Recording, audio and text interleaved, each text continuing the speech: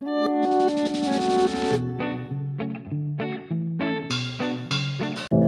know you told your friend you're not okay, and tell me what's wrong and why you never said you felt that way. And guess you're trying to stay strong and fake a smile until I look away. But I've known you too long, it hurts to watch your blue eyes fade to gray as you fade away, as you fade.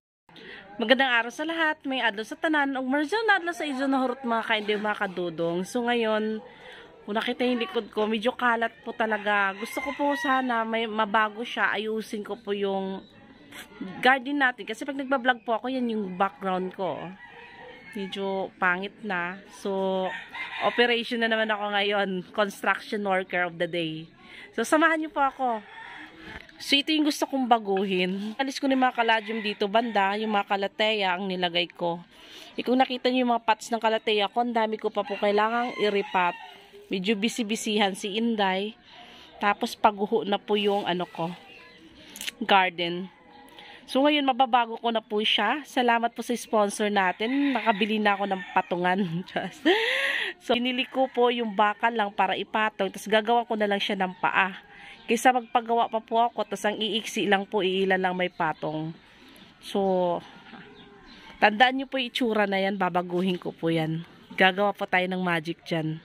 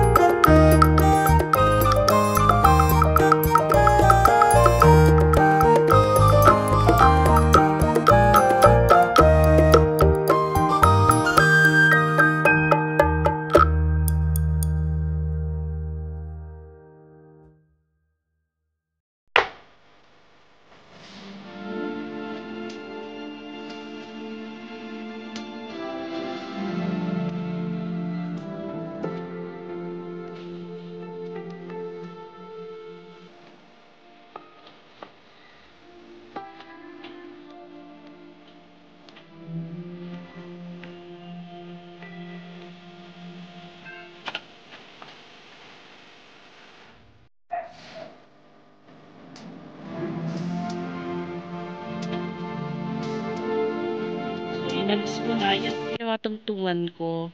Siyempre, scrap lang po yan. Kahoy lang. Bibigay na po eh. Kailangan na po siyang alisin. Sayang po yung mga halaman pag hindi ko inalis at palitan yan. So, yan po yan sa ilalim. So, gusto kong baguhin to. Ito po.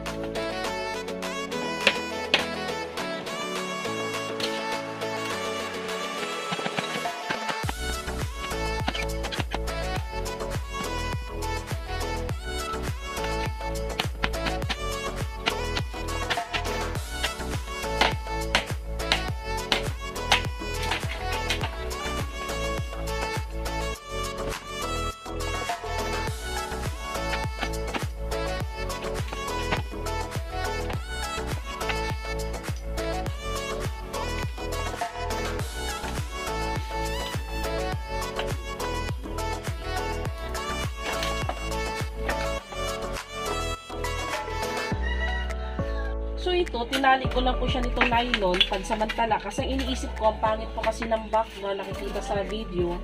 So ginanito ko na lang po muna siya pansamantala. So ngayon, pwede ko na po siyang baguhin. Ayan. Hindi po nakapako. Yan, dinikit ko lang. Kasi gusto ko yung wool na to ang babaguhin ko ngayon. So para hindi na po ako bibili ng bago, itong mga kahoy na to, ito yung gagawin kong pang-design na lang po. Hindi kailangan bumili ng bago. Kung kailangan, bibili talaga. Pero kung meron naman, ba't pa bibili? Pero kung may pambili, pwede rin bumili. Okay po?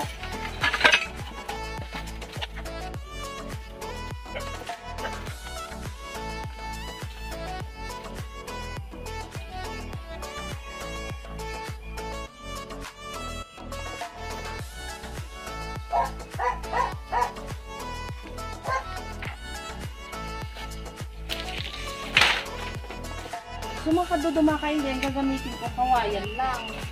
So itong kawayan po na ito, pag pinuha ko po ito pag pinakuan ko po, bibiyak. So kailangan hindi siya pako.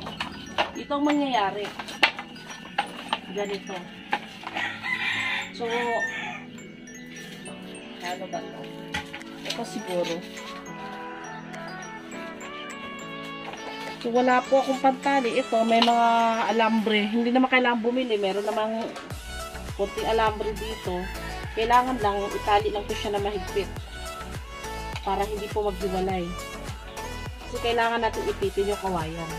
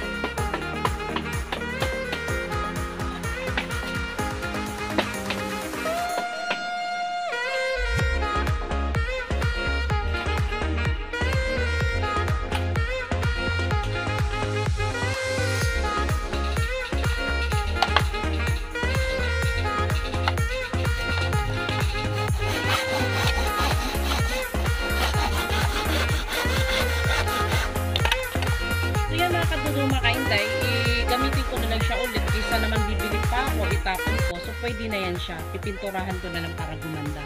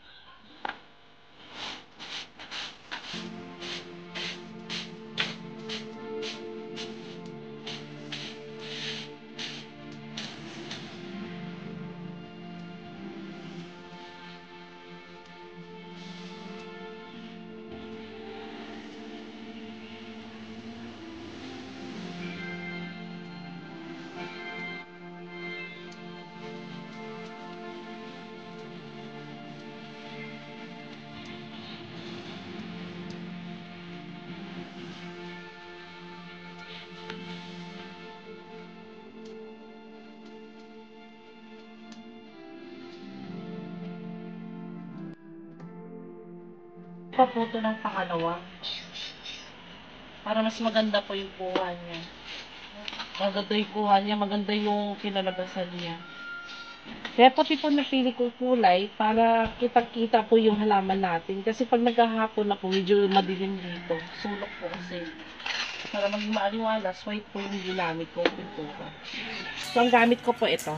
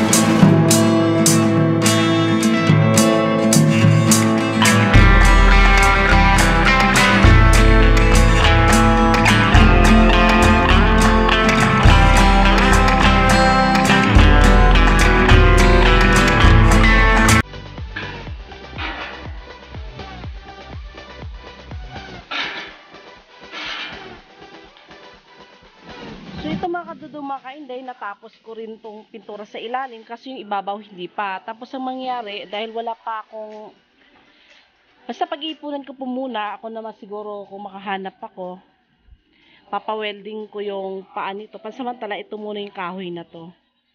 Ito po yung tira sa dati kong patungan yan. So, ipapatong ko na to. Wala na akong cameraman, so, yun na nga. Kapatulong kasi ako magbuhat. So, naikabit ko na yung mga halaman sa ibabaw para matakpan yung part na wala nang tawag nito bakod. So, yan yung magiging ano niya. Kinalabasan.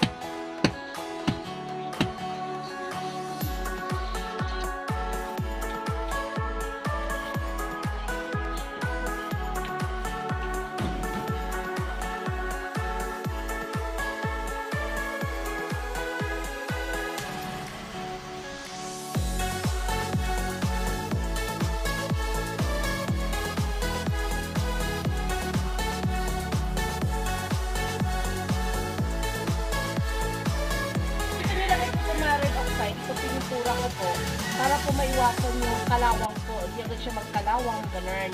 Kung gusto niyo po siyang, pag natuyo to, pwede na pong pinturahan mo ng gusto niyo kulay. Pero ako pansamantala ito muna. Kasi pag-iisipan ko pa. Yan.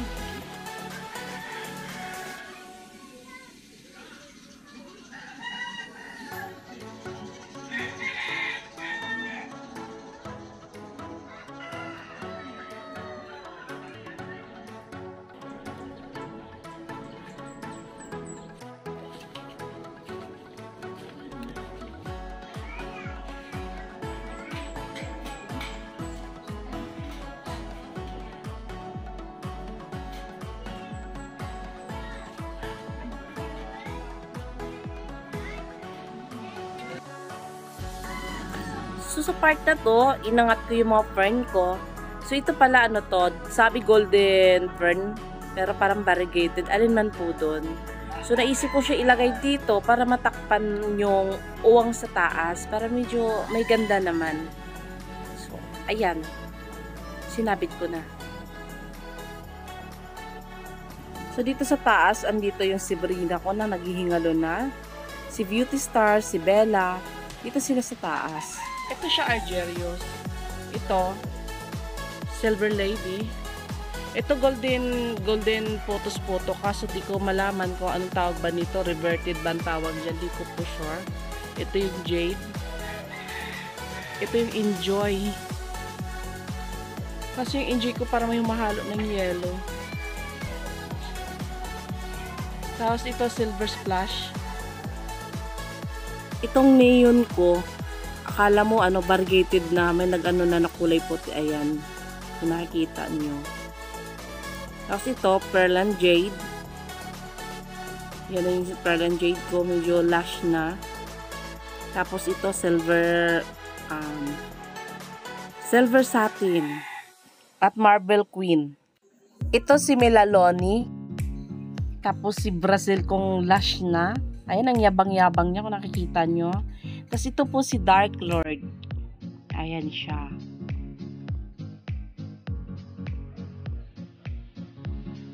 Tapos ito, alam niyo na si Monstera Deliciosa. Adansonii. Lahat po to philodendron. Ayan, salamat kay Melody's Mini Garden. 1 year na po sa akin yan. Ganyan siya kalash. Tapos ito si Acutatum. Philodendron Acutatum. Kaya niyan tumayo mag-isa. Kahit walang pole. Tapos ito si Heartleaf. Kaya ganyan itsura sa taas. Lagi siyang nalalaglag. Pero ayan, beauty pa rin. Ganda ng dahon. Tapos ito si Green Emerald. Yabang niya, oh. Kahit mumurahin lang. Pero ang ganda niya. So, ito siya si Mayoy. Di ko sure. Ito naman nakalimutan ko. Ano ba yan? Hala, grabe. Nakalimutan ko yung dalawa. Dami nila. Sorry, ah. So, ayan. Pabuka na yan. Ito si Squammy. Si Jose Bono. Ayan na siya. Nalaglag kasi. Ito si Golden Dragon. Wala pa yung golden niya. Ito si Bipinifolium ata to. Subastatum. Yan, red yung ilalim. Ito si Mycans. Maliit na Mycans. Red Emerald. Ito si Sagittipolium. Nabaluktot kasi wala siyang pole. Nalaglag sa lupa kaya naging ganyan itsura. So, ito si Orbipolia na Calathea. Medyo sunog yung mga tips niya. Si Vitata. Si Gray Star po ito. Tapos ito si Red Maranta. So, yan yung Red Maranta. Ito si Repens. Kung tama ako. Si Peacock. Ito si... Sino ba to? Ito po si Pictorata. Ito isa hindi ko na po matandaan. Sorry. Ito si Rattlesnake. Yan, pamilya ng Ornata. Nakalimutan ko. Ano ba yan? Ito si Mosaica. Yellow Fusion. Si Dottie. Medyo nasisira yung mga dahon nila eh. Kung nakikita niyo mga tips para nasusunog. Si Fishbone. Rosie. Calathea Rosie. Sino ba to? Calathea Illustris. Ito si TriStar. Ito medallion po to. Ito isa na to. Sorry, nakalimutan ko. Ito si Green Orlando. Temptation. Ito si Burly Marks. Si Pina Partita. Ayan siya. Ito Giant Mycans. Wala pa siyang pole. Ito si ilan pala yung dahon niya. Parang nasa likod na maliit. Ito si Pero. Campus Portoanum. Yan paborito kong philodendron. Ito si Bono. Ito si Moonlight. Silver Sword. Malaman-laman ko puro langgam ilalim. Si Birkins. Ayan. Ito si Painted Lady. Si Apple Congo. Ano ba to? May live pangalan nito eh. So, dito yung mga aglaonema. Tinatong ko muna siya sa kahoy pansamantala. Tapos iba-iba yung mga pots nila. Next time po pag nakita nyo yan, iba-iba na po yung... Ay, hindi na po iba-iba. Gusto ko sana magiging white lahat ng pintura niyan. Aayusin ko po yan. Para maganda naman. So, nag-i-start din po ako mag-connecta ng aglaonema sa ngayon.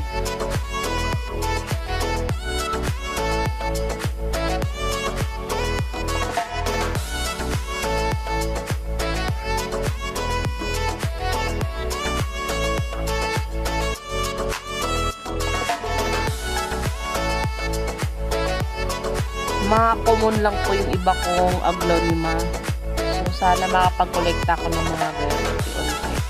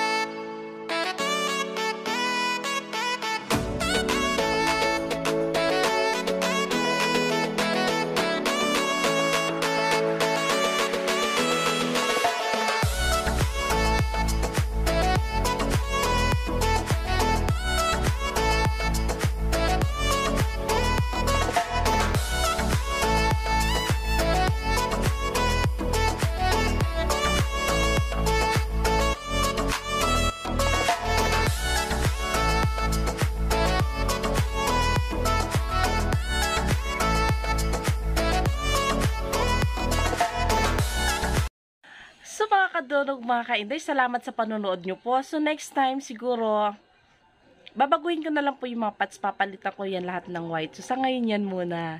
Please like, comment, and share. Huwag kalimutang mag-subscribe at pindutin lagi po ang notification bell para updated kayo lagi sa mga next video ko. Thank you po!